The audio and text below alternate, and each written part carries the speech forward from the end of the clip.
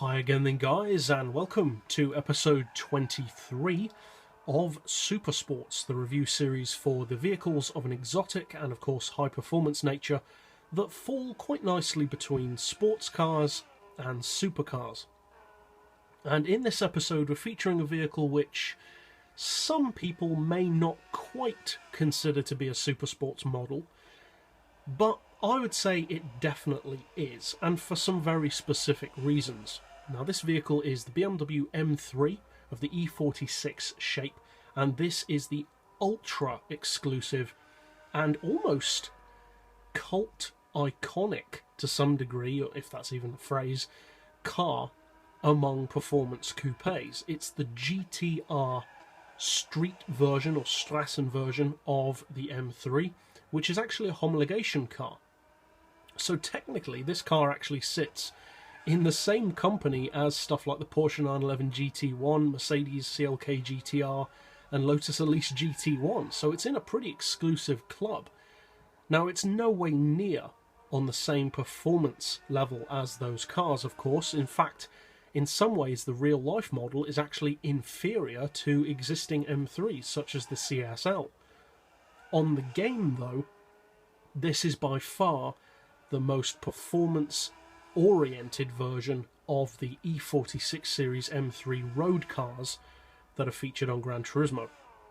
Now, fully tuned, it's not quite as powerful as the E92 M3, but it is far more powerful than any of the other M3s of its shape. It produces 609 horsepower, which is pretty impressive considering it doesn't have any turbo or supercharger to aid it, from its 4-litre V8 engine. It puts out 409 foot-pounds of torque fully tuned and weighs in with the full weight loss package at a fraction over 1100 kilos. So pretty lightweight. It has a very decent power output, more than you might think in fact, and the price is a truly supercar rivaling 341,000 credits.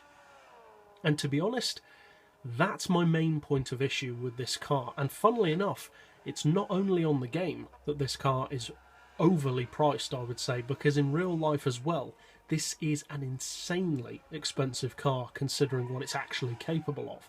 Not that it's a bad car by any stretch. I know BMW M3 fans absolutely love this car because it's pretty much the ultimate M3. It's more exotic than the GT6 version of the newer shape, and it's the ultimate incarnation of the E46. It is the closest that you can pretty much get to making an M3 based supercar. Now some may say that it's more of a sports car than a supercar, but I would say that's not correct. Because for one thing, it's a homologation vehicle. Then there's the price, and also the marketing with that price puts it into a territory which is way beyond your average sports car. And there's also the exclusivity. Now, I wasn't able to find exactly how many of these were built. Different sources quote different numbers, but the general consensus is 20 cars or less were built of this particular model. So it is ultra exclusive. Possibly even the most exclusive M3 that you can actually buy, not including concept versions, of course. So, being as it is classified in this series by my standards as a super sports car, how does it compare to the other cars in the series? Does it really deserve to be here? Well, with 609 horsepower and being a BMW M3, it's never going to be slow. But is it good enough?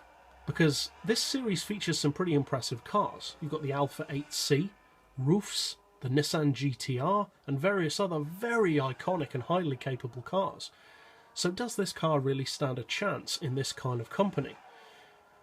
Well, surprisingly, it actually does.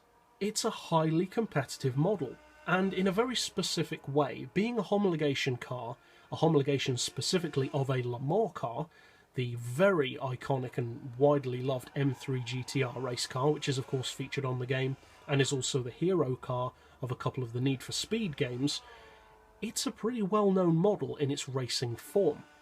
This road car carries on the spirit of that racing model in, a toned-down form, but that form nonetheless. This is very much a hardcore version of the M3. And I actually quite like that they didn't go crazy with this car. They could have made it an insane monster of a homologation car. And as cool as that would have been, it would have been a bit silly doing that to an M3. It wouldn't have really fitted in with BMW's lineup and BMW's image at that time. So this car actually manages to do something which I would say the Nismo GTR homologation car also manages to do. It manages to be in that exclusive club with vehicles like the CLK GTR, but without being on the same level as them in terms of performance. Now on the game, top speed wise, you're looking at around the 240 mph region, which doesn't sound that great, but bear in mind that puts it on level footing with a V12 Vantage and an Alfa Romeo 8C, among other things, so it's no slouch. The acceleration is also surprisingly good because it has decent power and relatively low weight. It's also quite compact, and being as it is of racing heritage, it handles itself extremely well around the track also. So although, yes, it is, I would say, far too expensive, being €250,000 in real life, and even more than that on the game, you are paying for a very unique vehicle with a unique feel, and a car which isn't used by many. So, that's it for this episode. I'll see you guys next time, and as always, thanks for watching.